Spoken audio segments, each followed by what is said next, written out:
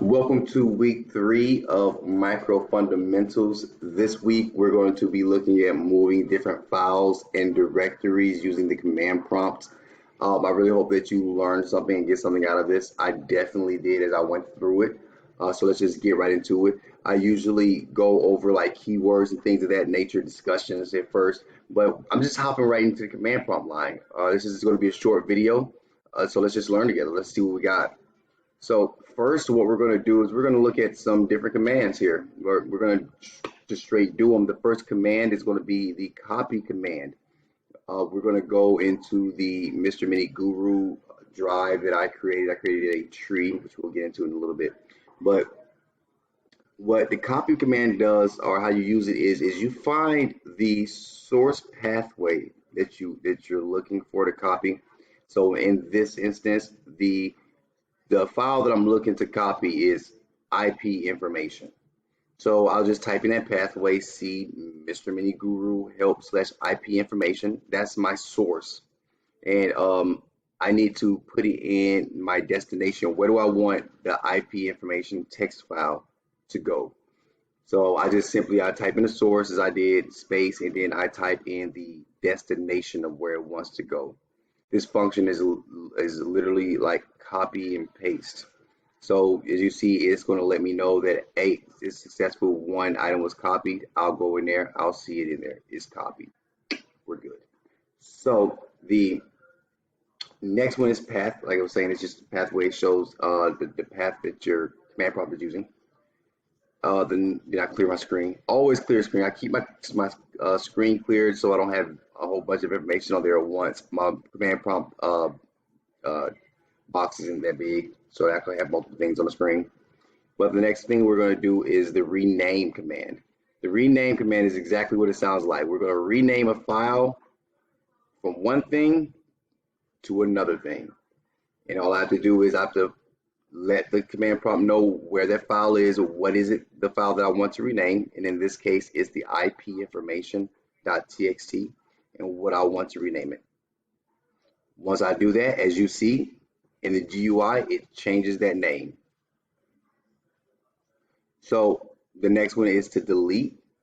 Just type in the DEL to delete that, and then you type in the pathway of what it is you want to delete. I want to go ahead and delete this file that I just copied and renamed. Let's go ahead and delete that. All right, so the next one is the move function.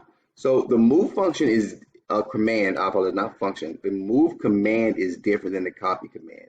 It's equivalent to the copy and paste and cut that you would use like in Excel or in a Word. So with copy, you would copy and paste. With move, you're actually taking that file, removing it from where it's currently at, and placing it in another one. So it essentially is a cut function. So I want to cut the IP info text from the help folder, and I want to place it in the directories folder. And as you see, it populates, and that's exactly what it does. And as you can see, it's removed completely from the help. So let's look at removing the disk or adding disk. We're gonna add one, and then we're gonna remove it. So MD, we went over this before previously, is to modify the directory, modify the drive. We're going to modify it by adding in a folder to it. So we're going to add in the folder expendable, because this folder currently is very expendable. And then we see that it has been populated, and now we're going to remove that expendable folder by just typing in that RD, which is to remove the directory. We're going to type in the directory, or we're going to type in the path of what it is that we want to remove. We want to remove expendables, and then we type in that path. It's going to remove that for us, and you see it disappears. Oh. All right. So next, we're going to look at wildcards. So what wildcards are used for is if you don't know the name of the file. So you're looking at the file and you have no idea what the name is, but hey, I know it's a PowerPoint. bam, it's going to let me know exactly the PowerPoints that are in the directory under microdisk/disk1. And so this one has 3 files under that. And it tells me what they are: application, old software, using the mouse.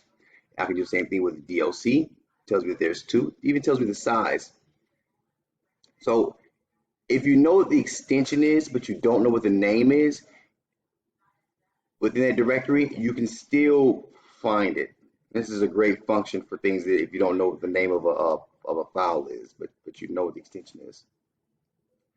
So the next thing we have are attributes, and what attributes do are they're the attributes of the file. So in this case, we have these different files: payment analyst, analyst, old software, all these different. It is a PowerPoint. Then you have the pictures and Excel spreadsheet, product list, Excel spreadsheet, and it shows the A, which is attribute, and they have no attributes attached to them. And I can see that just by typing in that attribute of that drive. So what I want to do is I want to add an attribute to it. So I see that I have to, of course, spell the pathway correctly, because it's micro disks with an S, not without one. But I want to add an attribute to one of these files. And to do that, all you have to do is type in plus or minus, and then whatever parameter or whatever switch it is that you need. And you have the plus and minus R, which is to make it readme, or to remove the readme. And then you have like the H, which plus and minus, which makes it hide or removes the hidden. And in this first example, what I did is I took the paper bat and I made it a hidden file. And as you see, when we rerun the attributes, that it created that file hidden, and there's that H stands next to it. So something else that you can do without having to type that whole pathway in, we'll give you an example of how else it can be done, because we don't need that entire pathway. Being the fact that I'm already in microdisk1, all these files are in microdisk1. So all I will have to do is just type in the file that I'm looking for. So in that case, I just type in test.bat, and then I created a README file. So now that I made a README file, and I can see that because I reran the attributes and there's an R next to that one, all I have to do is just remove that by typing in the minus R instead of the plus R, which will remove it from being read only. Same thing with the paper.bat. I type in there minus H, and it's no longer hidden. It's no longer a hidden folder and file. I apologize. And you can see when I rerun my attributes that there's no longer any attributes associated with any of these files. So now, next what I want to do is I want to create a text file, and I want to name that text file name, but I want to have my name within that text file. And then to do that is I'm going to write echo what my name is, and then that output. That output is going to tell me where I want that wording of Mr. Mini Guru to go. That could be anything. I could write anything right there, but I gotta let command prompt know where I want this information to go. So I want this information to go into a text file. So I'm going to type in the pathway, where I want it to be in, what folder I want it to be in, or what I want it to be named. And I want it name.txt. So now you see that Mr. Mini Guru is inside of that text file. Just as another example, we're going to do address. We're going to see where Mr. Mini Guru can be found in this chair, but also on Instagram, Facebook, LinkedIn, YouTube. And what I can do is I do the exact same thing, and I will send that information to wherever I want it to be sent to. In this case, I want it to be sent to microdisks, disk 2. And I want to name that one address.txt because I want it to be a text file, because I want to be able to open it and see where I can find Mr. Mini Guru at. And as you see, we're able to see that information. Now the last one is we're gonna do a color. Practice makes perfect, remember. So learn together. So we're gonna do a color. I was gonna put my favorite color, but I decided against that. So we're just gonna put blue. Keep it simple. So we're gonna send that information to the same folder, but we're gonna name it differently. We're gonna name this one color.txt. Remember to always add your extension in there. And so now you see that the color comes up as blue. Now, I have these 3 separate files. I want to be able to take these 3 different files and put them all into one text file so that I see the information from these individual text files into one.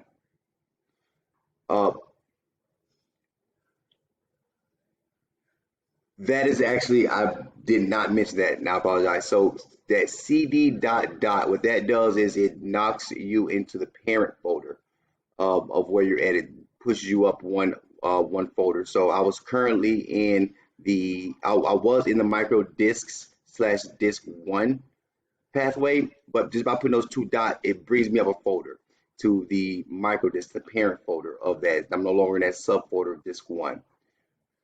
So now what I want to do is I want to add, or I want to combine all 3 of these text files into one text file. I can go ahead and tell you now that I messed this up, and I messed this up because I did not give command prompt the command of copying all 3 of these text files and then placing them into one text file. And as you see, command prompt will let you know when something is wrong. So there is an error. It is not recognized as an internal or external command because it is not. I did not give it the command of copy. But that's all I have to do is press the arrow up because it saves the commands that you've typed in. So by me pressing arrow up, it brings up the last thing that I put in. I just backspace and type in copy. And as you see, it brings all that information up for me. It combined all 3 of those files into one file for me. That is a very useful tool.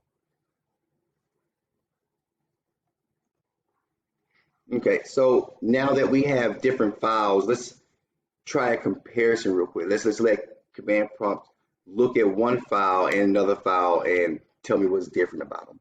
So in order to do that, all I have to do is just type in the COMP command, which is compare, and then I would give it the 2 files that I wanted to compare. And in this example, I wanted to compare name text and color text.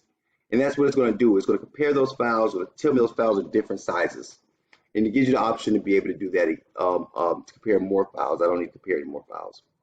This is the tree function. The tree function, let me pause this. So this tree function, what the tree function is it gives you a list of all the folders and subfolders that you have within the current path that you're in. So I'm currently in microdisk. I type in that tree folder path listing, and it shows me that inside of microdisk, I have a folder that is disk 1, a folder that is disk 2.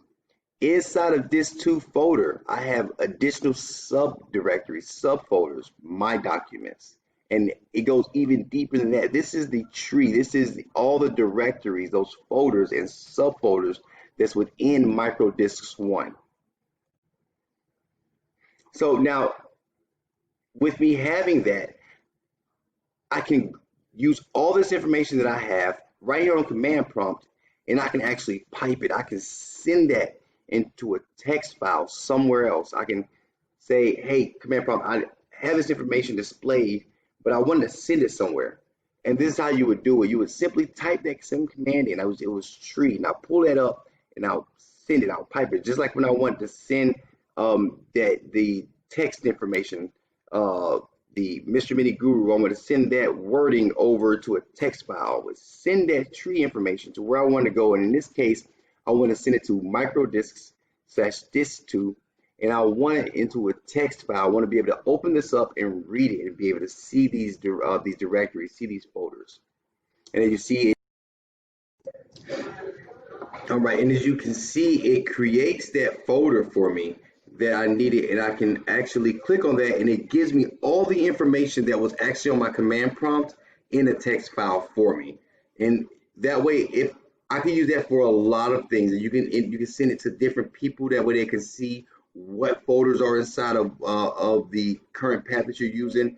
You can use it for yourself for reference. There's a lot of things that can be used for that. So, and this is just a breakdown. You know, you can create your own. This is a breakdown of what the tree is, of how those directories are, and how they're placed inside of the root or the main directory.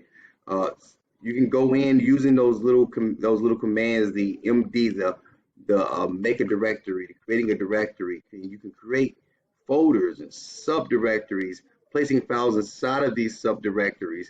Look at the attributes of those files, manipulate the attributes of those files using the command prompt, move different files, cutting them and copying them. There's a lot of things that you can do just with this little lesson that we learned here today. It wasn't a lot. It was real short. It was simple. It was sweet, but it was a lot of information that can be useful with moving directories and folders. So this is just a little sketch, a little skit of the tree that you can use doing creating a directory. This is kind of what I used. I created mine for Mr. Mini Guru with the main one. I did a data, I did a help, I did a test folder, and this is just like, as I say, practice makes perfect. I hope that you was able to learn something from this. I would definitely have fun doing it. I definitely learned something while I was doing this. This mistakes was made, but that's the only way that you can learn. That's the only way that I learn, by making mistakes and continue to get better day by day. Um, and so I hope you continue to come learn with me. I want to create more videos next week, week 4. We're going to go do some more fun things. We're going to see what else we can do with this command prompt. And I hope that I can be able to see you there. This is Mr. Mini Guru, and let's keep learning together.